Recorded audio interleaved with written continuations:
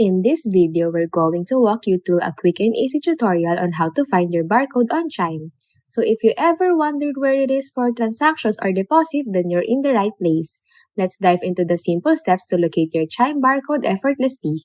So without further ado, let's get started. Okay, so to locate the barcode on Chime, start by opening the Chime app on your mobile device. And once you're in, head over to the Move Money page. You can usually find this in the bottom navigation menu. Now, within the Move Money section, look for the option labeled Deposit Cash. Give it a tap to proceed.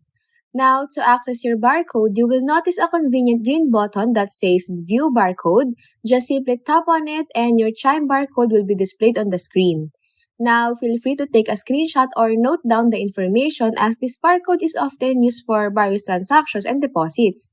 And there you have it, a quick and easy way to find your Chime barcode right from the comfort of your Chime app. Now, if you found this video helpful, don't forget to hit that like button, drop a comment, share this content, and subscribe for more guides and tips.